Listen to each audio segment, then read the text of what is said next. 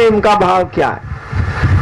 ये भाई, हम रसगुल्ला के बारे में बता तो जरूर सकते हैं कि मीठा है, लेकिन कैसा मीठा है बिना खाए आपको नहीं पता चलेगा।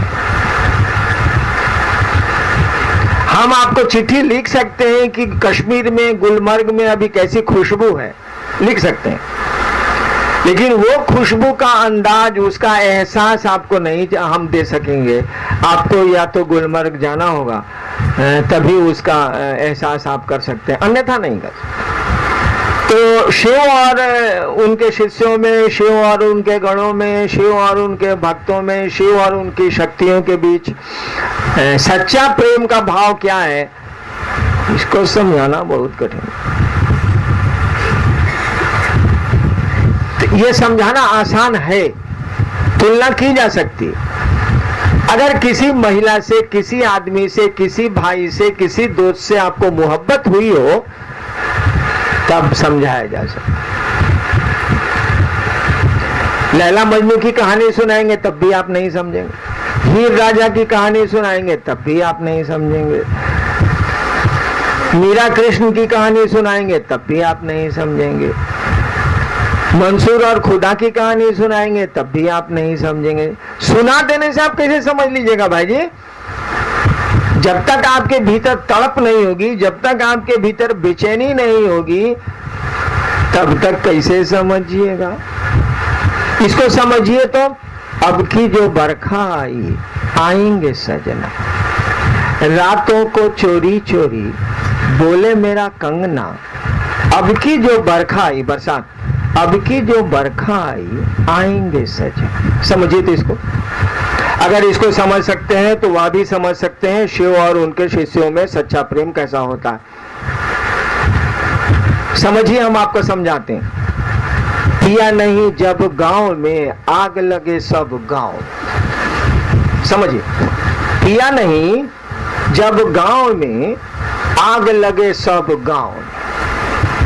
समझिए इसको। अगर इस मन आपका इस दर्द को समझ सकता है कि पिया नहीं जब गांव में, आग लगे सब गांव में, अगर आपका मन इस दर्द को, इस एहसास पर जा सकता है, तो आप समझ सकते हैं शिव और शिष्यों के बीच में कैसा प्रेम होता है। अगर इस दर्द तक आप नहीं जा सकते, दुनिया की कोई ताकत आपको नहीं समझा सकती। फूल भी हो, कल ही मैंने कहा था, फूल भी हो धर्म या तो फासले हुए। वाह, क्या बोल रहा है? मोहब्बत करने वाला कह रहा है कि अगर फूल भी घुस गया बीच में ना, तो दूरी हो गई। फूल भी हो धर्म या तो फासले हुए। अगर इसको समझ सकते हैं भाई साहब ना, तब उसको भी समझ सकते। ऐसे नहीं समझ, ऐसे कोई आपको नहीं समझा सकता। उस महिला की स्थिति में जाइए जो कह रही है कि पिया नहीं जब गांव में, आग लगे सब गांव में। इस स्थिति में जाइए,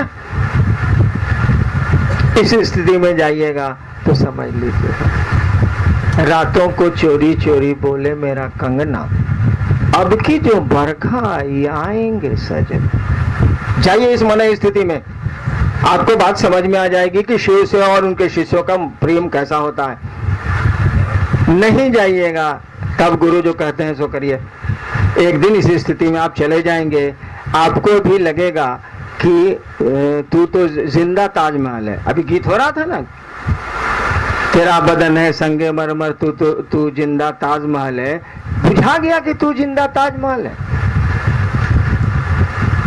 गाना तो भी गा रहे थे सुरेश सिंह, तू जिंदा ताजमहल है। बुझा गया? अरे इस गाने को सुनने के बाद आप बैठे कैसे रह गए भाई साहब? अगर बैठे रह गए, नहीं समझ में आएगा कि शिव और उनके शिष्यों की मोहब्बत की कहानी क्या हो सकती है।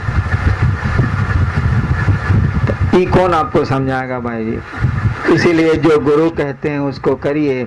एक दिन आपको भी समझ में आ जाएगा कि इस बारिश में तो पिया नहीं आए, महादेव नहीं आए, अब की जो बरखा आई, आएंगे सजना। फिर जब बारिश होगी ना, तो मेरा महादेव जरूर आएगा। रातों को चोरी चोरी बोले मेरा कंगना, अब की जो बरखा आई, आएंगे सजना। इस स्थिति में जाइएगा तभी समझ सकिएगा। अन्यथा कहानियों में क्या रखा, हम भी बहुत कहानी जानते हैं, जिसकी कहिएगा उसकी सुना देंगे, उनसे कुछ होता नहीं है। मोहब्बत एहसास है एक, मोहब्बत कहानी नहीं है। प्रेम एहसास है एक, कहानी नहीं। आगे